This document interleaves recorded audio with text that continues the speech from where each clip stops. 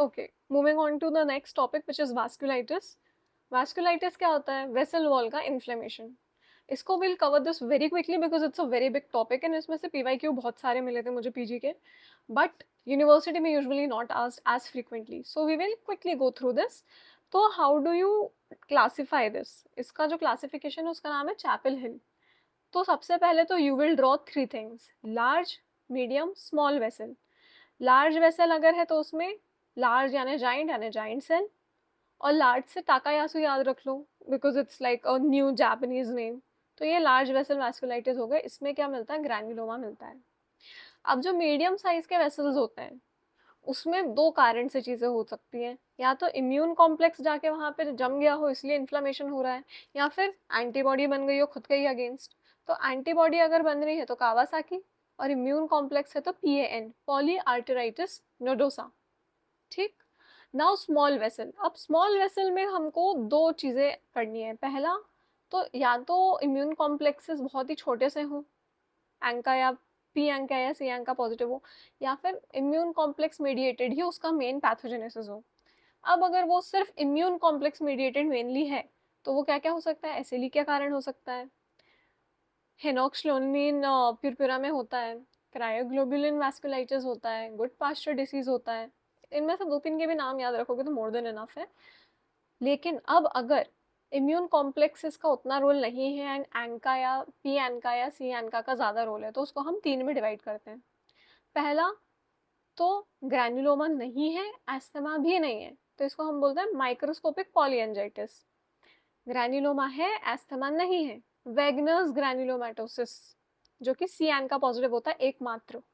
और ग्रैन्युलोमा भी है, एस्थमा भी है, ईओसिनोफिलिया भी है, तो what are you going to think about? You are going to think about Churg Strauss syndrome, again pANCA positive. तो हम इसको फटाफट दोबारा देख लेते हैं। लार्ज वेसल में जाइंट एंड टाकायासु है, मीडियम में पीएएन एंड कावासाकी है, स्मॉल में अगर एंका का रोल ज़्यादा है तो माइक्रोस्कोपिक पॉलीएंजाइटिस, वेगनर्स और चर्क स्ट्राउस है। और अगर इम्यून मीडिएटेड है तो एसएलई हो गया, अपना ये हीनोन शॉनलिन हो गया, क्रायोग्लोबुलिन हो गया, गुड पास्चर हो गया, ये सारे हो गए। अब इसमें क्वेश्चंस यूजुअली कहाँ कहाँ पर आता है? सबसे पहला तो ये ग्रैन्युलोमा का फॉर्मेशन है कहाँ हो रहा है? ये हो रहा है यूजुअली बड़े वेसल्स का जब भी वैस्कुलाइटिस होता है तब। अब इसमें बहुत सारी चीजें that you do not need to know, all you need to know is Takayasu arteritis. क्यों? बिकॉज इसको बोलते हैं हम पल्सलेस डिसीज। इस पे आ चुका है शॉर्ट नोट। तो ये पल्सलेस डिसीज कहलाता है। क्या होता है इसमें? यहाँ पे जो सबक्लेवियन ब्रांचेस हैं वो अफेक्ट होती हैं usually in young girls and women under 50 years of age. और इसमें क्या होता है? यहाँ पे भी अगेन ट्रीबार्क साइन वगैरह पॉजिटिव मिलता है। हमने वहाँ पे सिफिलिटिक एन्यूरिज्म में पढ़ा था ट्रीबार्क साइन, यहाँ भी पॉजिटिव मिलेगा। एंड लास्टली इसका सिम्टम कैसे मिलेंगे? वीक या एब्सेंट पल्स मिलेंगी, लिम्ब क्लॉडिकेशन मिलेगा यानी एकदम से वीकनेस हो जाएगी because of lack of blood supply, and ocular disturbances देखने को मिलेंगे। अब इसमें शॉर्ट नोट एक और चीज पे पूछा जा सकता है विच इज पैन और पॉलीआर्टराइटिस नोडोसा। इसमें क्या होता है? इसमें usually renal and mesenteric artery involve होती है, और ये होता है हेपेटाइटिस बी एसोसिएटेड, यानी कि अगर किसी को हेपेटाइटिस बी है बहुत चांसेस उसको पैन भी होगा। क्यों हो रहा है? क्योंकि हेपेटाइटिस बी का जो इम्यून कॉम्प्लेक्स होगा वो जाके वेसल वॉल में चिपक जाएगा, वहां पे चिपकेगा तो ये ऑब्वियसली एन्यूरिज्म, ऑक्लूजन, दुनिया भर की चीजें होंगी क्योंकि वहां पे इन्फ्लेमेशन हो रहा है। इसकी स्पेशलिटी क्या है? लंग्स में इसमें कोई इफेक्ट नहीं आता है। And the only PYQ here is कि इसमें फाइब्रिनॉइड नेक्रोसिस देखने को मिलता है। और इसको कैसे ठीक करोगे? कॉर्टिकोस्टेरॉइड दे सकते हैं, साइक्लोफॉस्फेमाइड दे सकते हैं, एंड बिकॉज एचबीवी रिलेटेड है तो एंटीवायरल थेरेपी दे देंगे। Then Kawasaki. कावासाकी में all you need to know is इसका दूसरा नाम which is mucocutaneous lymph node syndrome. एक तो ये, और दूसरा कि acute self limited febrile injury of adulthood, childhood and infancy, मतलब 5 साल से कम के बच्चे में अगर मिल रहा है तो बहुत चांसेस हैं कि उसमें लिम्फेडिनोपैथी मिल रहा है, वैस्कुलाइटिस मिल रहा है, तो ये क्या होगा? कावासाकी होगा। ये क्या होता है? Basically super antigen activated injury होती है इसमें। That is all you need to know. Then we have microscopic polyangiitis, जिसका दूसरा नाम हाइपर सेंसिटिविटी वैस्कुलाइटिस। इसमें all you need to know is again कि यहाँ पे भी पल्मोनरी आर्टरी इफेक्ट हो रही है।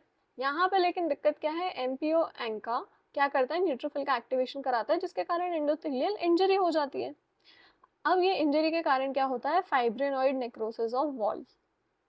Again that is all you need to know in this part. Short note जो आता रहता है वो है चर्क स्ट्राउस सिंड्रोम। ये क्यों इंपॉर्टेंट है? क्योंकि इसमें एस्थमा भी होता है, इसमें एलर्जी यानी कि आईजीई या इयोसिनोफिलिया भी मिलता है देखने में, एंड यहाँ पे ग्रैन्युलोमेटस इन्फ्लामेशन भी होता है, एंड दिस इज एमपीओएन का पॉजिटिव। एक बहुत ही छोटा सा short note is Reynolds phenomena. Basically क्या होता है, एकदम से जब आर्टरीज का वेसो कंस्ट्रक्शन हो जाता है एक्सट्रीमिटीज में due to cold emotional shock, तो क्या होता है ब्लड सप्लाई एकदम से बंद हो जाती है, तो जो भी डिजिट है वो हो जाती है वाइट।